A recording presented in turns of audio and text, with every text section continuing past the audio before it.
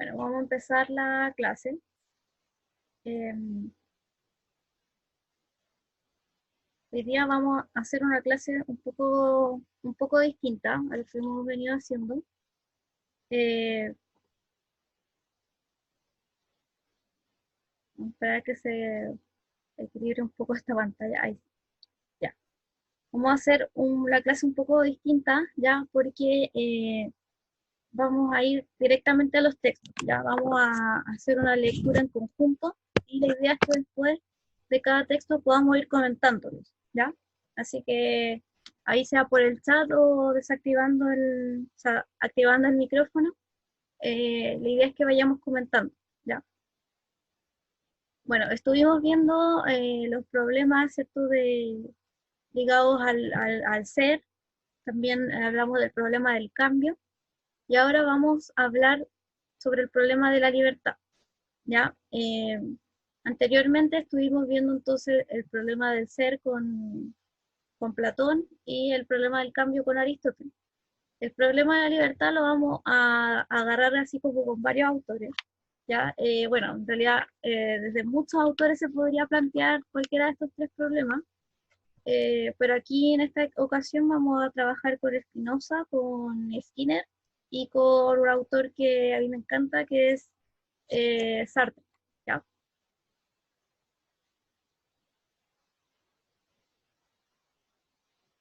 Bueno, yo en el portafolio les había dejado una actividad que si ustedes la hicieron, sería ideal que la pudiésemos comentar un poco.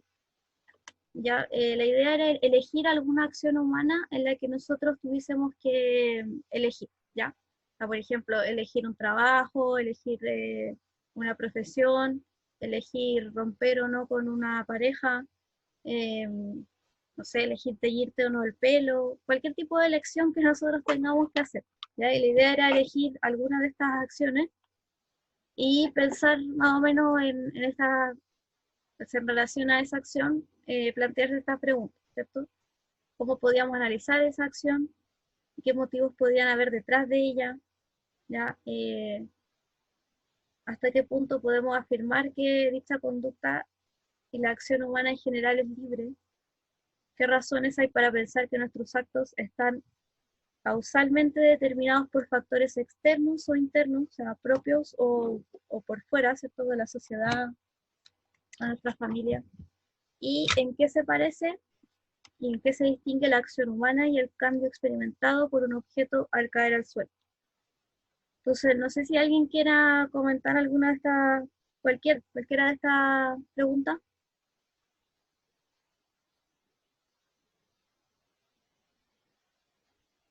¿Alguien? Ya, miren, vayan pensando por mientras qué acción podrían elegir, ¿ya? Y vamos a volver a esto al final de la clase, ¿ya? Eh, y ahí vamos a poder comentarlo mejor. Vamos a sacar ideas también de los mismos autores. Bueno, cuando hablamos de la libertad como problema filosófico, podemos abarcarlo desde varias perspectivas, pero aquí nos vamos a centrar en tres, ¿ya? En tres de sus problemáticas. La primera problemática es en cuanto a las causas y las consecuencias de la acción humana, ¿ya? El hombre es libre, pero ¿qué pasa con la causa de su libertad, ¿cierto? O las consecuencias de su libertad. ¿Ya? El segundo problema es si realmente la libertad del hombre radica, por ejemplo, en la capacidad de elegir del ser humano o en realidad no hay elección. ¿Ya? Aquí, por ejemplo, se puede plantear el tema de si realmente hay alguna especie de determinismo o simplemente todo es tan relativo y como que depende mucho de la voluntad. ¿Ya? Bueno, y la última problemática, ¿cierto?, sería en cuanto a los cambios que experimenta la realidad debido a la acción humana. ¿Ya? Lo que nosotros hacemos, cómo va afectando a nuestra realidad, no se refiere solamente a la naturaleza, a los cambios climáticos, todas esas consecuencias, ¿cierto?, medioambientales, eh, o las consecuencias económicas de tener, por ejemplo, clases sociales, sino también a la realidad en cuanto por ejemplo, los conceptos, al modo en que nosotros entendemos las cosas, ¿ya? Eso también obviamente está se incluye, ¿cierto?, en nuestro concepto de realidad.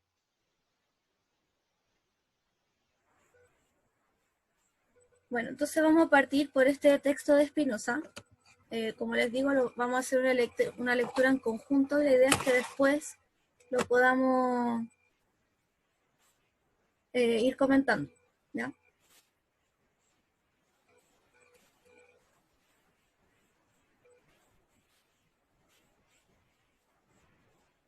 No sé si puedo... Así, ahí está.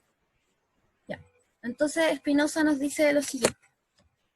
He explicado en qué sentido el error consiste en una privación de conocimiento, ¿ya? Esto es la primera idea que nos va a decir. El error, ¿cierto?, consiste en una privación del conocimiento, o sea, en algo que nosotros no conocemos. Pero para una más amplia explicación de este asunto, daré un ejemplo, a saber, los hombres se equivocan al creerse libres. Opinión que obedece al solo hecho de que son conscientes de sus acciones e ignorantes de las causas que las determinan. ¿Ya? Entonces, ¿por qué el hombre se equivoca al creerse libre? Bueno, porque ignora las causas de esa libertad. O sea, perdón, ignoran las causas, ¿cierto?, que finalmente determinan nuestras acciones, ¿ya?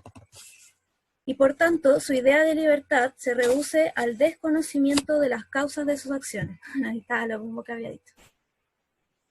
Pues todo, perdón, pues todo eso que dicen que las acciones humanas dependen de la voluntad son palabras sin idea alguna que les corresponda. ¿Ya? Y está criticando el hecho de que las personas puedan pensar que nuestra libertad está dada por nuestra voluntad. Efectivamente, todos ignoran lo que es la voluntad y cómo mueve el cuerpo. Y quienes se jactan de otra cosa e inventan residencias y moradas del alma suelen mover a risa o a asco. ¿Ya? Bastante fuerte y espinosa para criticar. ¿Ya? Está obviamente ahí haciendo una crítica a todas las otras teorías que se basen en el libre albedrío, por ejemplo, en la superioridad de la razón humana, todas las justificaciones que podemos dar al hecho de que hay una libertad en el ser humano, ¿no? Así también, cuando miramos el Sol, imaginamos que dista de nosotros unos 200 pies, error que no consiste en esa imaginación en cuanto tal, sino en el hecho de que a la par que lo imaginamos así, ignoramos su verdadera distancia y la causa de esa imaginación. ¿Ya? Aquí nos está dando entonces el ejemplo de cómo nosotros, el error no es el hecho mismo de imaginar, sino que hay un desconocimiento de la real distancia que hay, o sea, un conocimiento de cómo son las cosas en realidad, ¿ya? Y por otro lado, cómo se van determinando nuestras propias percepciones, nuestra imaginación, nuestros deseos, todas nuestras facultades mentales. ¿Qué las determina finalmente? Ya, pues aunque sepamos más tarde que dista de nosotros más de 600 diámetros terrestres, no por ello dejaremos de imaginar que está cerca. En efecto, no imaginamos que el Sol esté tan cerca porque ignoremos su verdadera distancia, sino porque la esencia del Sol, en cuanto que éste afecta a nuestro cuerpo, claro, nuestro cuerpo también se refiere a nuestra mente, ¿ya? Porque la mente, si la entendemos como el cerebro, obviamente está dentro de nuestro cuerpo. Entonces se refiere no solamente a la vista, al tacto y todo lo que sea como más corporal. ¿Ya? Está implícita en una afección de ese cuerpo nuestro. Bien, entonces, ¿quién quiere comentar un poco el texto? ¿Cuál sería aquí la idea en base a cierto hablar de las consecuencias, o sea, de las causas de la acción humana?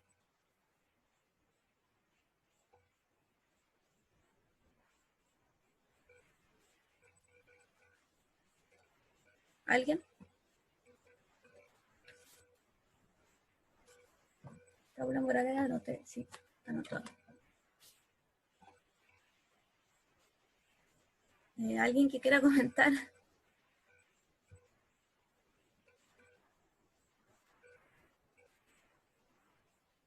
¿Qué nos estaría planteando el texto?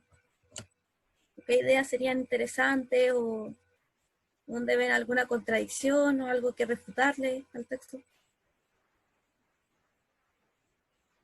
¿Qué conceptos del texto son importantes? No sé, cualquier comentario que quieran hacer.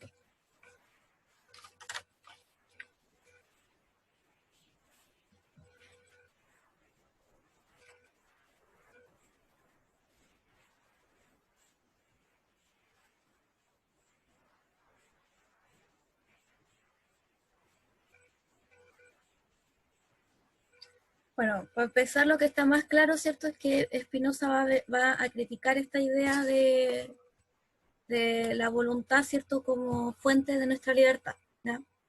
La libertad humana entonces no vendría a ser algo real en el sentido que nosotros podamos elegir y optar por ella, sino que finalmente nos va a decir que hay una cierta determinación causal de la manera en que nosotros actuamos, ¿ya? Solamente que nosotros generalmente desconocemos estas causas verdaderas, ¿ya?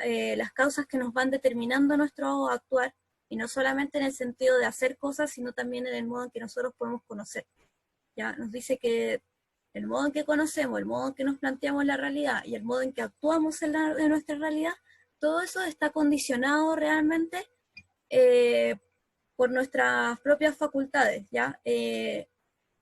Y también por cómo se nos presentan los objetos, ¿ya? O sea, las cosas estarían determinadas porque tienen un origen mismo en las cosas y en nosotros y en la manera en que nos relacionamos, ¿ya? O sea, por la manera en que nosotros podemos interactuar o conocer las cosas, es como finalmente nos limita, ¿cierto?, a actuar o a observar las cosas de algún modo determinado, ¿ya? Por eso nos dice que eh, independiente de que nosotros imaginemos que el Sol está cerca, ¿cierto? Y en realidad sabemos, si alguien lo estudió, sabemos que está muy, muy lejos a pesar de que lo veamos cerca. La manera en que se nos presenta el Sol, ¿cierto? Como su esencia, la manera en que se nos muestra su existencia, ¿cierto? Su entidad, eh, nos afecta a nosotros, ¿cierto? Nuestra percepción, nuestra manera de concebir las cosas, de una manera determinada, ¿ya? O sea, nosotros no podemos, por mucho que queramos, percibir el sol como distante, o sea, de manera así directa, ¿ya? La podemos entender quizás mediante nuestro intelecto, pero no, nunca vamos a llegar a ver esa distancia real del sol, ¿ya? Porque en su esencia misma, ¿cierto? En su gigantez del sol, ¿cierto? En la distancia que tiene, etcétera, etcétera, ¿cierto? En la luz que emite, todo eso nos lleva a que nosotros solamente podamos percibirlo de esta forma, ¿ya? Porque nuestras capacidades, ¿cierto?, son limitadas también, y el objeto a la vez también se nos muestra de una manera limitada, no se nos muestra absolutamente cómo es el sol, ¿ya?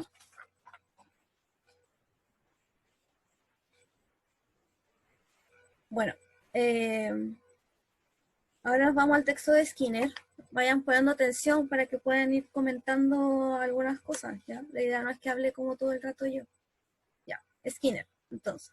Bueno, este autor probablemente les suena familiar, no solamente de Los Simpsons, ¿ya? Estuvo muy involucrado con el tema de la psicología conductista, ¿ya? E hizo varios experimentos para probar, ¿cierto?, cómo funcionaba el conductismo. Ahí los pueden después buscar en internet, los experimentos de Skinner. Entre los muchos ejemplos que se pueden encontrar en la explicación del comportamiento humano, uno es de esencial importancia aquí. La persona con quien estamos más familiarizados somos nosotros mismos, ¿ya? O sea, la persona que más conocemos. Muchas de las cosas que observamos inmediatamente antes de comportarnos ocurre en el interior de nuestro cuerpo. Y es fácil que las tomemos como causa de nuestro comportamiento. ¿Ya? Él nos dice que, claro, como nosotros pareciera que tuviésemos un acceso instantáneo, ¿cierto? Cada vez que queramos, en el momento en que queramos, a lo que nosotros nos está pasando. Por ejemplo, a si me siento feliz, si me siento triste, si estoy imaginando, si estoy soñando, si estoy despierta, si tengo hambre, si no tengo hambre, si tengo frío. Todo eso, ¿cierto? Nosotros lo podemos saber con mucha certeza de manera inmediata.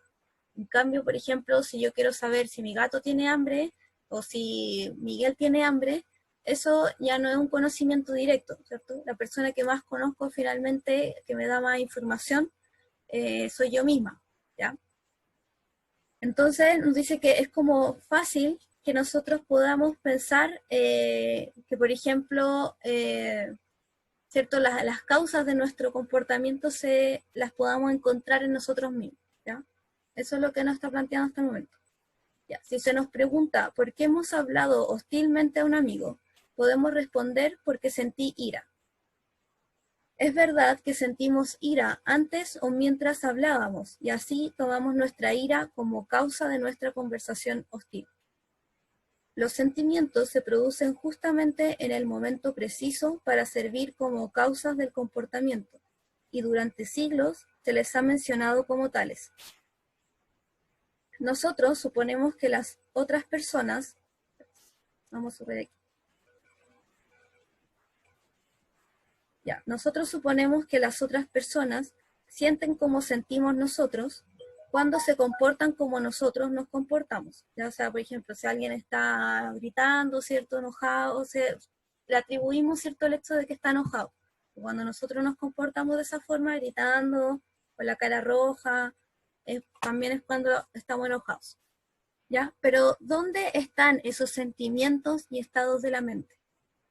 ¿Ya? ¿De qué están hechos? O sea, a lo que se refiere es dónde finalmente podemos encontrar, ¿cierto?, el enojo realmente, es decir, a un escáner cerebral, ¿cierto?, ¿dónde está el enojo? ¿Dónde está la tristeza? ¿Dónde están los sentimientos finalmente? ¿Dónde están? ¿En qué parte de nuestro cerebro se producen? ¿Ya? ¿Y de qué están hechos esos sentimientos?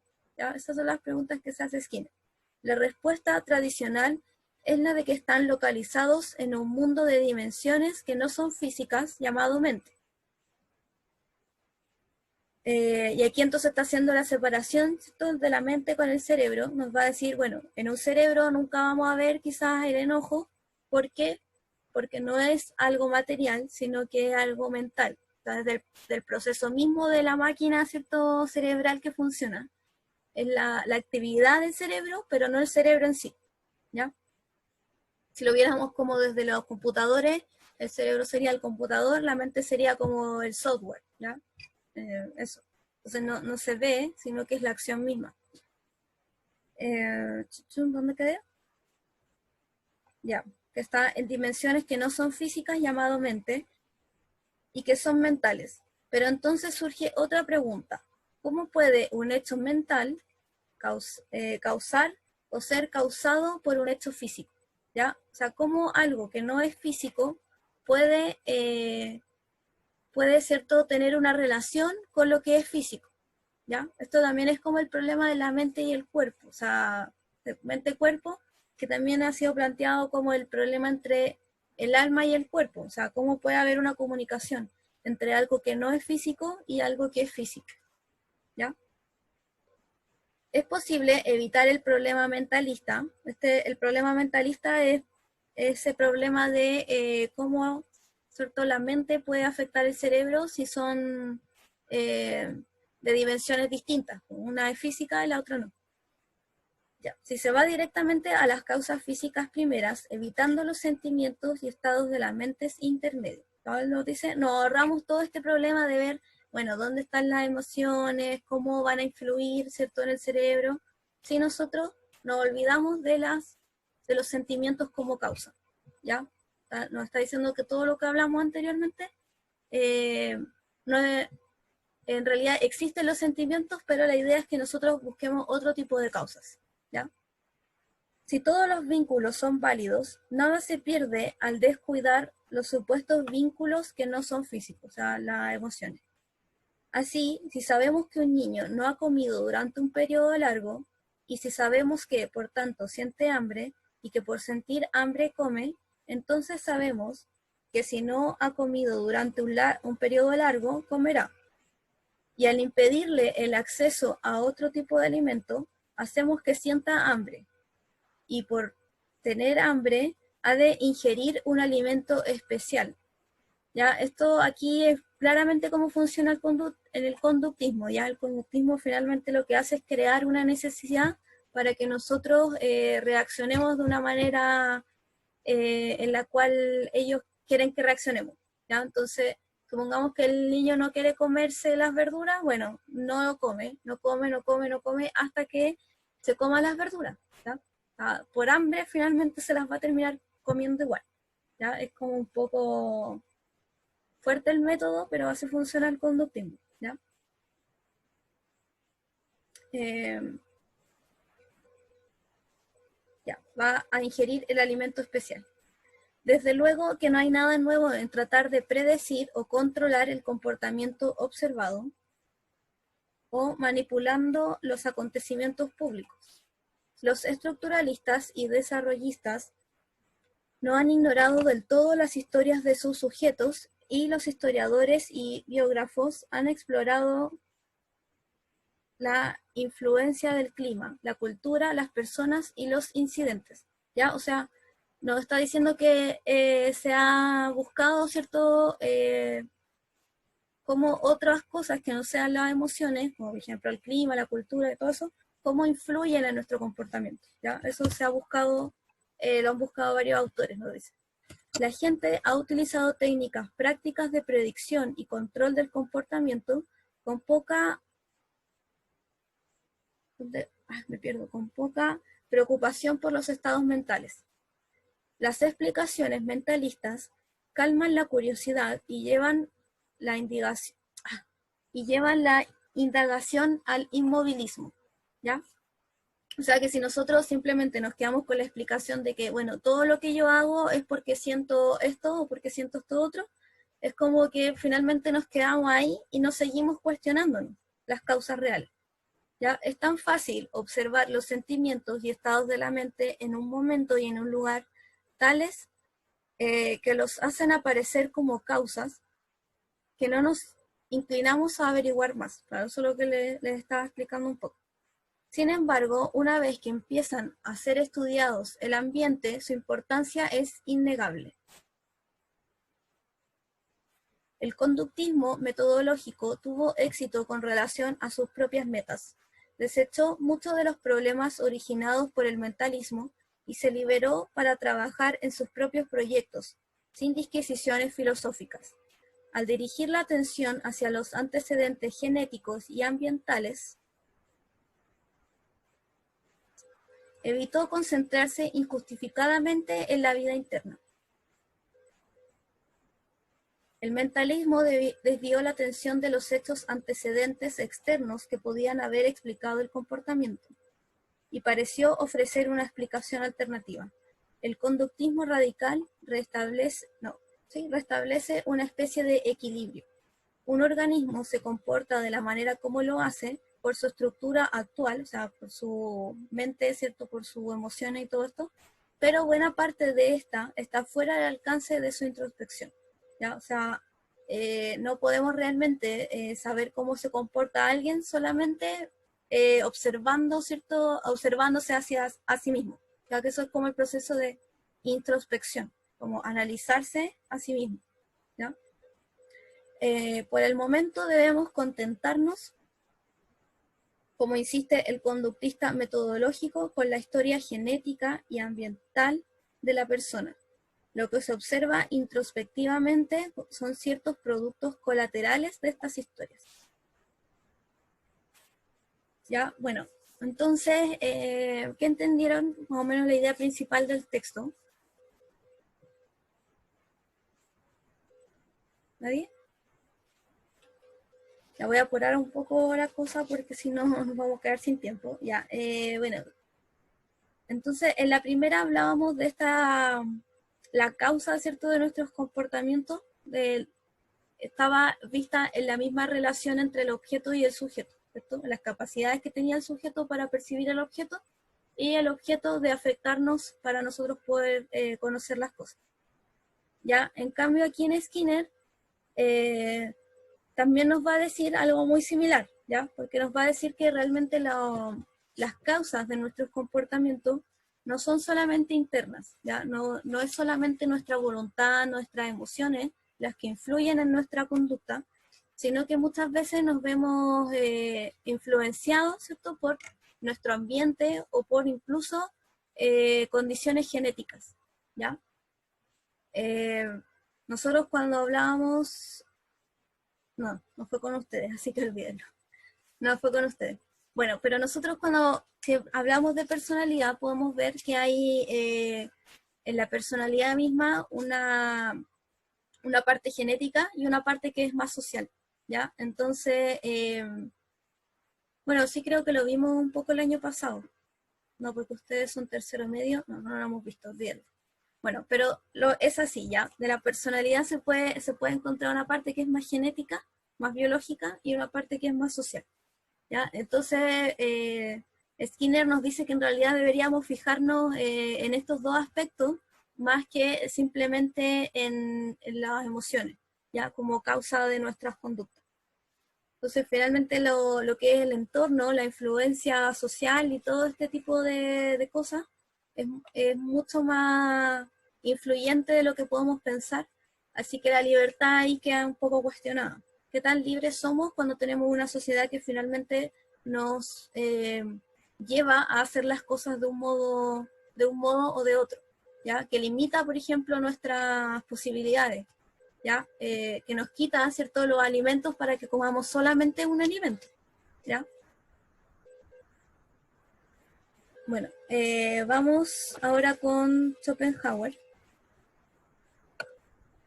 Dice que todo lo que ocurre sin excepción se produce con estricta necesidad. Es una verdad que se puede reconocer a priori, o sea, antes de la experiencia, o sea, como una verdad súper certera, ¿ya? Es por tanto irrebatible. Quisiera denominarla aquí el fatalismo demostrable, así le llama. ¿Ya? Este hecho de que finalmente hay como un determinismo, ¿cierto? Que siempre las cosas se van a producir por una necesidad, o sea, las cosas son lo que tienen que ser, ¿ya? En mi escrito de concurso sobre la libertad de la voluntad, se infiere como resultado de todas las investigaciones precedentes, o sea, nos dice que ya esto ya lo planteó, ya lo estudió y ya lo demostró, ¿ya? Es confirmada empíricamente y a posteriori, ¿ya? A posteriori quiere decir después de la experiencia, ¿cierto? Ya cuando experimentamos las cosas. Y empíricamente también tiene relación con esto de experimentar las cosas mediante la experiencia misma, mediante la percepción directa con las cosas, ¿cierto? Lo que podemos ver a través de los sentidos también, del cuerpo, ¿ya? Es confirmada entonces empírica y a posteriori por el hecho ya indudable de que los sonámbulos magnéticos, los hombres dotados de segunda visión e incluso a veces los sueños del dormir común presagian el futuro directa y exactamente. Ya no está hablando como de toda esta gente que tiene como la capacidad de predecir el futuro, de tener sueños que anticipan las cosas, etc. La más patente confirmación empírica de mi teoría de la estricta necesidad de que todo lo que ocurre se da en la segunda visión, ¿ya? Pues vemos que lo que gracias a ella se presagia frecuentemente con gran anticipación, se produce después con toda exactitud. Oh, nos quedan 10 minutos. ¿Ya? Y en las circunstancias que se habían indicado, y ello incluso después de haberse hecho esfuerzos intencionados de todo tipo por obstaculizarlo o por hacer que el acontecimiento que se iba a producir se desviase. O sea, lo que la gente esta que tiene la capacidad de predecir el futuro predice, por más que se intente cambiar, ¿cierto? Así como en las películas que nos plantean esta cuestión de que incluso a veces viajamos al pasado para poder cambiar las cosas, finalmente no cambian, ¿ya? Sin importar lo que hagamos, no cambian y terminan siendo exactamente igual. E incluso a veces, si siguiéramos leyendo un poco el texto, que lo vamos a dejar hasta aquí para poder avanzar al último, eh, las cosas que nosotros hacemos por cambiar el curso de las cosas, finalmente es lo que provoca el hecho mismo de que las cosas sean como tenían que ser. ¿Ya? Entonces parece imposible, ¿cierto?, salir de este determinismo, ¿ya? Schopenhauer nos está diciendo aquí que las cosas están determinadas por necesidad, o sea, van a ser finalmente como tenían que ser. Ya. La capacidad de elegir el ser humano, vamos a ver aquí, de nuevo con Schopenhauer. El carácter planificado de la vida de cada cual, que aquí se afirma, puede explicarse por la inmutabilidad y la férrea consecuencia del carácter innato. ¿Ya? Innato quiere decir que es como que lo tenemos desde el nacimiento, ¿vale? Siempre es algo que viene en nosotros, que siempre devuelve al hombre al mismo carril. ¿Ya? Lo más conveniente al carácter de cada uno lo conoce él de forma tan inmediata y segura que por lo regular no lo asume en la conciencia clara y reflexiva. Ya nos dice que en el fondo nosotros actuamos en base a lo que es para nosotros mejor, ¿cierto? Y entonces eso también nos conduce siempre a actuar de la misma forma, ¿ya? Sin haber reflexionado sobre ello, ¿ya? Sino que obra inmediatamente y como por instinto conforme a ello. Esa clase de conocimiento, en la medida en que se transfiere al obrar sin llegar a ser claramente consciente, puede compararse con los reflex motions de Marshall Hall. En virtud de él, o sea, en virtud de este conocimiento innato, ¿cierto? En que nosotros actuamos casi por instinto, cada cual, siempre que no se haga violencia desde fuera, o sea, que no nos fuercen a hacer algo que nosotros no queramos, o por sus propios conceptos y prejuicios falsos, o sea, siempre que, por un lado, no nos fuercen a hacer algo, ni que nosotros mismos, ¿cierto?, nos tratemos de autoconvencer de lo contrario, persigue y se aferra a lo que más le conviene como individuo, aún sin poder dar cuenta de ello. Al igual que en la arena, la tortuga que ha sido incubada por el sol y recién salida del huevo, aún sin poder ver el agua, toma enseguida la dirección correcta.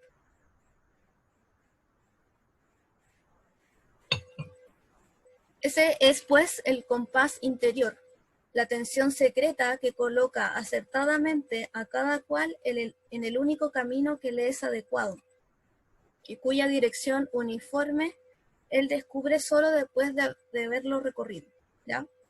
Entonces se relaciona un poco con la idea anterior, ¿ya? Hay un determinismo en todas las cosas, incluso en la voluntad misma del hombre, que pese a que pareciera que fuera solamente elección de nuestra voluntad, en realidad nosotros, nuestra voluntad ya está como encarrilada, ¿cierto? Llevada hacia un propósito, como lo que plantea un poco Aristóteles, ¿cierto? Esto de que las cosas son por naturaleza, más o menos Schopenhauer sigue esta idea, ¿ya? Ya, bueno, el último texto, los cambios que experimenta la realidad como consecuencia de los actos de los seres humanos, ¿ya? Vamos aquí. El existencialismo ateo que yo represento es más coherente. Declara que, si Dios no existe, hay por lo menos un ser en el que la existencia precede a la esencia, un ser que existe antes de poder ser definido por ningún concepto, y que este ser es el hombre, o como dice Heidegger, la realidad humana. Ya él nos dice que si no, en el caso de que no existiera Dios, ¿cierto? Tiene que haber algún ser que sea anterior a la experiencia. O sea, perdón, bueno, sí, a la experiencia y a la existencia misma, ¿ya? O sea, que exista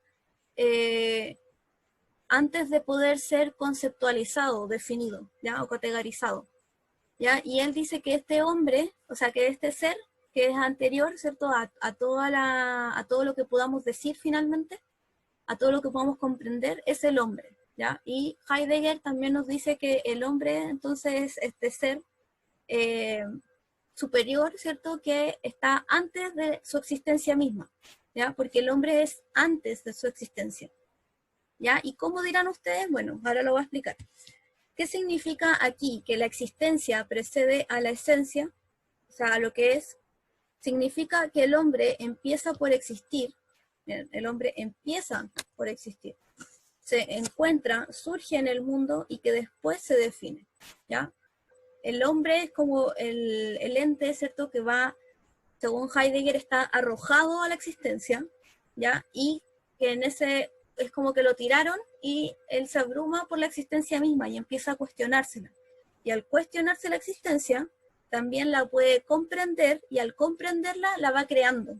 Entonces el ser humano es el único ser que nosotros conocemos, por supuesto, dentro de todos los seres vivos que tenemos la capacidad de pensar o de hacer cosas, es el único ente, ¿cierto? El único ser capaz de comprender la realidad y de crearla, ¿ya? El hombre crea su realidad, crea sus propios conceptos, crea sus propias leyes, crea su propia realidad, en todo sentido, ¿ya?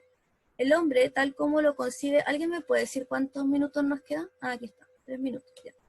El hombre, tal como lo concibe el existencialista, si no es definible, es porque empieza por no ser nada. Solo será después y será tal como se haya hecho. Así pues, no hay naturaleza humana. Miren, importante ahí lo que nos dice. No hay naturaleza humana, porque no hay Dios para concebirla. ¿Ya? Esto vendría a ser como súper contrario a todo lo que estuvimos leyendo anteriormente. Nos dice que el hombre realmente no, al contrario de lo que nos diría, por ejemplo, Schopenhauer o Aristóteles, no hay una naturaleza, una manera de definir al hombre, sino que el hombre mismo ha creado esas definiciones con las cuales nosotros entendemos al hombre. Por ejemplo, el concepto de razón, de razonamiento, eso lo hemos creado nosotros mismos como humanos, ¿ya? El hombre es el único que no solo es tal como se concibe, sino tal como se quiere, tal como él quiere ser concebido. Por ejemplo, la humanidad siempre ha alabado este tema de la razón humana, y por tanto el hombre es el ser racional, ¿ya? Entonces es lo que por un lado quiere y además lo que él mismo entiende, ¿cierto? Como tal. Ya, sino tal como él se quiere y cómo se concibe después de la existencia. Cómo se quiere después de este impulso hacia la existencia. El hombre no es otra cosa que lo que se hace, ¿ya? Este es el primer principio del existencialismo.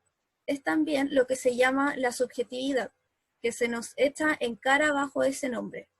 Pero, ¿qué queremos decir con esto? Sino que el hombre tiene una dignidad mayor que una piedra o una mesa. ¿Ya? El hombre tiene mayor dignidad en el sentido de que el hombre se crea a sí mismo, se construye a sí mismo, tiene plena voluntad y plena libertad, ¿ya? Es el ente más libre finalmente, porque es el único que puede entender la realidad y construirla. Pues queremos decir que el hombre empieza por existir, es decir, que empieza por ser algo que se lanza hacia un porvenir, o sea, hacia un futuro, y que, y que es consciente de proyectarse hacia el porvenir. ¿Ya? Piensen que el ser humano es el único que realmente se puede plantear un futuro, un proyecto de sí mismo. ¿Ya? El hombre es ante todo un proyecto que se vive subjetivamente, en lugar de ser un musgo, una pudredumbre o una coliflor. Nada existe previamente a este proyecto. Nada hay en el cielo inteligible, o sea, ahí planteándose también un poco estas ideas platónicas, ¿cierto? Que finalmente hay una especie de ideas previas a nosotros, a las que nosotros no podemos acceder, un orden, ¿cierto? Que nos dice cómo son las cosas, ¿ya? Dice que no existe ese orden, ¿cierto? Ese cielo inteligible, y el hombre será ante... Bueno, se nos cortó la clase porque se nos fue un poco el tiempo.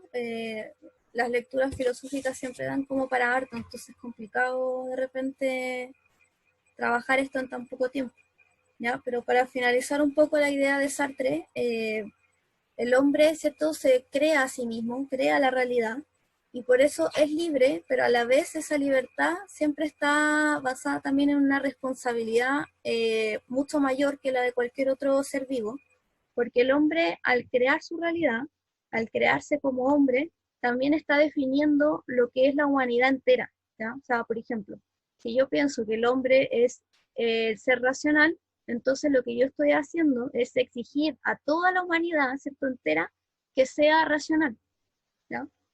Eh, si decimos también que el hombre tiene que tener ciertas virtudes o ciertos valores, también se los estoy exigiendo a toda la sociedad, no solamente a mí mismo.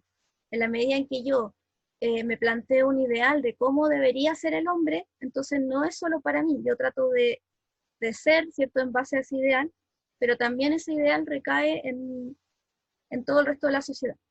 ¿Ya? Entonces así vemos dentro de distintas sociedades que nuestro ideal quizás de hombre ha ido cambiando. Entonces hay sociedades que, por ejemplo, como ahora, que son más feministas, otras que eran más patriarcales, ya tenemos sociedades que eran esclavistas, sociedades en las que se habla, ¿cierto?, de la igualdad de las razas.